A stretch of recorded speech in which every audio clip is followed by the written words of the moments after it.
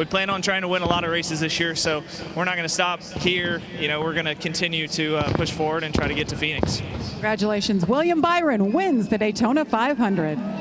We plan on trying to win a lot of races this year, so we're not going to stop here. We're going to continue to push forward and try to get to Phoenix. The 67th annual Daytona 500, NASCAR's most prestigious race, concluded with an astonishing outcome that left fans and commentators in disbelief. William Byron, driving the number 24 Chevrolet for Hendrick Motorsports, secured his second consecutive victory in the Great American Race. This remarkable achievement places Byron in an elite group of drivers who have accomplished back-to-back wins at the Daytona 50. The 2025 edition of the Daytona 500 was fraught with challenges. Multiple rain delays disrupted the race, testing the patience of drivers, teams, and spectators. A series of dramatic crashes altered the course of the event, creating an atmosphere of unpredictability and tension. Despite these obstacles, Byron emerged victorious, showcasing his skill, determination, and a touch of good fortune. The race began at 2:11 p.m. Eastern Time, an hour earlier than initially scheduled due to weather forecasts predicting inclement conditions. However, after only 8 laps, rain began to fall on the track,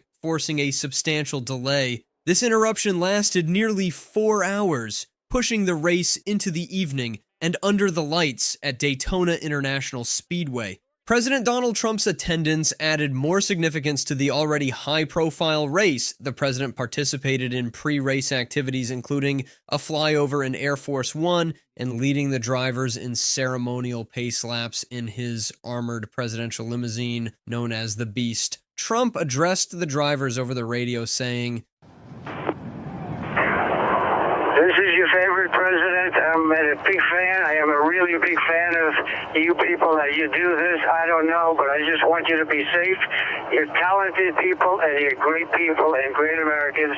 Have a good day. Have a lot of fun, and I'll see you later." As the race progressed, it became evident that this year's Daytona 500 would be defined by its unpredictability and intense competition. Multiple crashes throughout the event reshaped the field and strategy of many teams. Team Penske demonstrated strong performance in the early stages, with Joey Logano and Ryan Blaney securing victories in Stage 1 and Stage 2 respectively. The final moments of the race proved to be the most dramatic. A last-lap crash involving several frontrunners, including Denny, Hamlin, Cole Custer, Chase Briscoe, and Austin Cindric, created an opportunity for Byron starting from 9th position at the beginning of the final lap. Byron managed to navigate through the chaos and claim the lead in the closing moments of the race. NASCAR's decision not to throw a caution flag on the final lap allowed Byron to maintain his position and cross the finish line in first place. This decision has sparked discussions among fans and analysts about race management and safety protocols. Byron's victory in the 2025 Daytona 500 is remarkable for several reasons. At 27 years old, he has become the youngest driver to win multiple Daytona 500s, surpassing the record previously held by Jeff Gordon. This achievement is particularly significant given that Byron has only 8 Daytona 500 starts to his name, with 2 wins and 6 finishes of 21st or worse. Byron's back-to-back victories place him in an exclusive group of drivers who have accomplished this feat. He joins Richard Petty, 1973-1974, Cale Yarborough, 1983-1984. This victory marks Byron's 14th career win in the NASCAR Cup Series, further solidifying his status as one of the sport's rising stars. His performance demonstrates not only his driving skill, but also his ability to remain calm and make strategic decisions in high-pressure situations. Byron's victory holds significant historical importance for Hendrick Motorsports. This win marks the team's 10th Daytona 500 victory, breaking a tie with Petty Enterprises for the most wins by a single team in the race's history. This achievement underscores Hendrick Motorsports' dominance in NASCAR's premier event and their ability to consistently field competitive cars and drivers. The comparison between Byron and Jeff Gordon, who also drove the number 24 car for Hendrick Motorsports, adds historical significance to this victory. Gordon, a NASCAR Hall of Famer and 4-time Cup Series champion, won 3 Daytona 500s during his illustrious career. Byron's early success in the race draws inevitable comparisons to Gordon's legacy and raises questions about his potential to match or surpass Gordon's achievements. Jeff Gordon, now vice chairman of Hendrick Motorsports, expressed his support for Byron's accomplishments. amusement when told that Byron had broken his record for youngest two-time winner by 4 months. Gordon flashed a thumbs up and said, "I hope he breaks them all." I'm in full support of that. The 2025 Daytona 500 officially lasted 203 laps. 3 laps beyond its scheduled 200-lap distance due to a late race caution that led to an overtime finish. The race was characterized by multiple lead changes and intense competition throughout the field. Behind Byron's winning performance, Tyler Reddick secured a strong second-place finish in the number 45 Toyota for 23XY Racing. Perhaps the most surprising result of the day came from Jimmy Johnson, who finished third. Johnson, a 7-time NASCAR Cup Series champion and 2-time Daytona 500 winner, was making one of only 2 scheduled starts for the season. Crashed, only William Byron and Tyler Reddick got by. Everyone from third on back.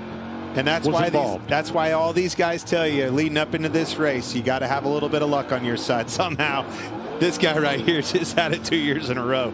Other notable finishes included Chase Briscoe in 4th place and John Hunter Namecheck rounding out the top 5. The race saw several big names finish outside the top 20, including former champions Joey Logano at 35th, Kyle Busch at 34th, and Chase Elliott at 15th. In his post-race interview, Byron expressed disbelief and joy at his accomplishment. He stated, "Amazing race, and obviously a lot of crazy racing out there tonight, and just a lot of pushing and shoving." But Byron acknowledged the role of fortune in his victory, saying, To make it 2 in a row at Daytona. yeah, obviously some good fortune, but just trusted my instinct on the last lap there. I felt like they were getting squirrely on the bottom, and just tried to.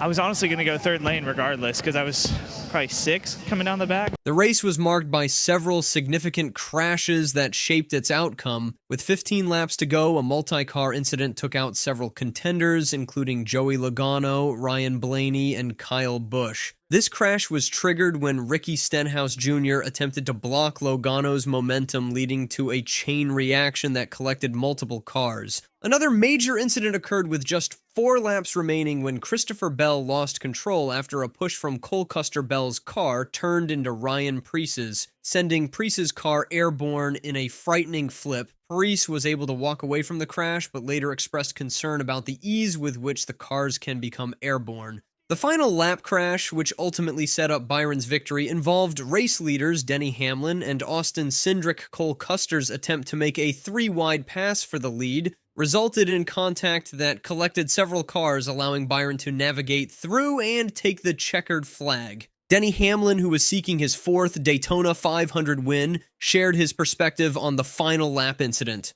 I thought we were in a great spot many times in the last 10 laps. Appreciate National Debt Relief coming on and giving them a great ride, but